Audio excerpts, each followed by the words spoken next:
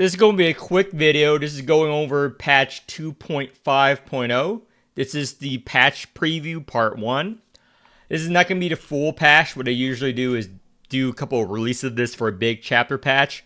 But I'm going to go over it, my thoughts, etc. So let's get started. Also, with the release of this, you can expect the kit to come out within 24 hours. Whenever they release this, the kit comes out within 24 hours. Whether it'll be today or tomorrow, it's up to them. So this is just showcasing Arachne, the Chapter Awaker. Now, a Chapter Awaker means that there's going to be a new Arc 2 story patch. Probably nerfed because they're making it easier nowadays. And also, this is the free SR wheel from doing the event. Now, this always hints at what the kit is. It's pretty disappointing. Even though we have a dearth of Realm Mastery main stat characters in Arc 2, she will be the second. I disagree that they should release Realm Mastery right after a Realm Mastery Awaker, because we just had Vortex. I feel like when they're making units, they should rotate. It should be completely different than the one before. So we can get a glance at what her kit is by reading the effects of the SR wheel, because it often always synergizes with her real wheel and what she does. And this is Shield Generation and Pursuit again. So I also think this is pretty bad design. Pursuit is a new mechanic. And I guess they just want to make Pursuit Awaker after Pursuit Awaker after Pursuit Awaker. I feel like it should be like a break, because we just had a Vortex, and she was also Pursuit. So when the wielder unleashes Pursuit, gains 9, 11, 13, 15% temporary amp, up to 5 times per turn. And we can kind of glean what her whole gimmick is based off of this. It's pretty easy unless you're fucking retarded. This is going to be a main Pursuit Awaker. This is up to 5 times. If you compare it to existing Pursuit units, they don't trigger Pursuit that much in one turn as effectively. Like, look at Vortex. The Pursuit is triggered after every reload or after every posse use. So generally speaking, you're going to only have 1, maybe 2 Pursuit triggers per turn. Look at Manchette. She can generate 4 pursuits per turn, less than 5 here. So that means we can glean from just this wheel that Arachne will trigger Pursuit way more often than the past 2 previous Pursuit units. And from this Shield Generation and Damage Amp, we can sort of figure out she's a shield support damage, like caster. Just on this, we kind of glean her role, which is not really a big surprise. She is spider themed. Let's go over the rest of the patch notes. Let's go over the Moonless Guide. Moonless Guide is a premium banner that will come back, featuring all limited units. If you are pulling this banner, it's bait. It's bait. I'll tell you right now, it's bait. Those of you guys who have been playing the game for like a year or 2, if you're not fucking dumbass, knows that this is another bait banner. Just like the last time I said a bait banner, where I was right. Why? Look at the fucking date, you idiots. What date is this banner gonna end in? May 30th. May 30th. You know what happens shortly after May 30th? Half Annie. You know what happens every Annie, half Annie? That's right. That's right. A new banner event. New banner event. Fucking new cash shop shit. This is bait. This is bait. This is full random.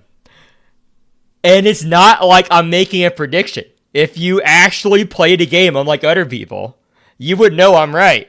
It's literally been a pattern the past several Annies or half Annie. You just have to go to the past. All my old videos. I document everything. Look at history. Every half Annie or Annie, there's a juicy banner or juicy packs. This is bait. If you pull on this, you're a fucking idiot. I'm sorry. So let's go over this Wheel of Destiny. It's a good wheel. It's a quote unquote, I always use this term, free. It's a quote unquote free plus 12 wheel. Why do I keep saying free whenever these plus 12 wheels come out, even though they cost money? Compared to the cost of this wheel, which is 980 Silver Prime, it costs way more to get a real plus 12 wheel. Those of you guys who have spent any time at all in wheel jail, you spent in wheel jail, you suffered in wheel jail, knows how invaluable a quote-unquote free plus 12 wheel is to double equip plus 12 wheels, no matter how fucking garbage the effect is. And don't get me wrong, this, just like the other plus 12 wheel, is fucking garbage, but those of you just starting out, those of you guys just doing the end game for your 10 teams, knows that you're lacking in wheels. You're on the ground, you're begging for wheels. Me, on the other hand, I have a lot of wheels. I don't need to get this wheel. But this wheel is a lot better than the other dog shit wheel we just had. The other dog shit wheel we just had that no one can use. This one can be used. If those of you guys are saying this can't be used, this is bad, you're fucking dumb as shit. This crit damage is the new highest crit damage wheel for the biggest burst turn. Now, is it shit? Is it garbage? Yes, I would consider it shit or garbage. The effects are minuscule and minimum. But it's a plus 12 wheel. It's a plus 12 wheel. And it's better than the alternative. I can see more potential with this wheel. Why is this wheel fucking dog shit? Same as the last wheel. The last wheel has the same issue. Costs 1 mana. It's fucking dog shit. Holy shit, this is fucking dog shit. You never want a fucking buff to cost mana when you want to put it on multiple teams. This limits the teams it can be placed on. Because you know, any of you guys who actually play the game knows that a burst turn, when you want it the most, you want every single ounce of mana you have to unleash the burst turn outside of a few specific units whose damage comes solely from their exalt. However, most units do damage by cards, and they need every ounce of mana to continue their combo during a burst turn. Now, why do I say this wheel is good and usable outside the other things? This wheel buffs Caster. Caster auto crits. Caster already used good wheels.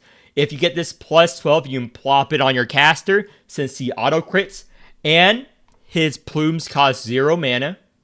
This will synergize. You just hold this in your hand since it has retain and exhaust. And when you're unleashing your load, you kill the enemy with Caster. This is 123% crit damage for Caster, which is more than the current thing of people using Daffodil's wheel for Caster, because you only need one big burst turn for Caster kill bosses anyway. So this is a Caster buff if you get it. Does it buff any other unit that I can think of? Yes and no. If you're desperate, you put it on other DPS such as Exalt DPS, like fucking Vortex, which already has near 100% crit rate if you use her charge enough. Like fucking other crit rate units. However, there will always be better options. Caster is the only one that can use this to his full effect with his auto crit and him not having to use mana. Every other unit will have other wheels they would want more than this wheel. So this is an easy skip wheel. However, unlike the other wheel, Caster can actually use this, and it's probably going to be the new best in slot for Caster, because again, he does not take a lot of mana to go through at all, or any mana. This is the new skin. I don't give a fuck about these skins, dude. I don't give a fuck about these skins. Like, this looks like I don't care about skins in this game. So yeah, this is good on Caster. It technically is good on a couple of units, but again, Giant Splade, all the current meta wheels, even standard wheels are better, and provides other effects than this very situational effect with clogging up your hand with a card. Again, if it costs 0 mana, I wouldn't rail on it as hard, but it costs 1 mana like the previous wheel, and you want to activate this during your burst turn, so you want mana to play your other cards. And that's just pretty bad when other wheels give you this crit damage for free. And provides other effects. Like look at Daffodil's wheel. If you have that plus 4, for example, you get massive amount of crit damage, and it's always on. It's not a one-time use. It doesn't cost mana, nothing. All the other crit damage wheels also does not do it. So the trade-off is not worth it. It's only worth it on units that want one big turn. Because again, it's retain exhaust. So this can only happen once. One big turn. The biggest turn ever.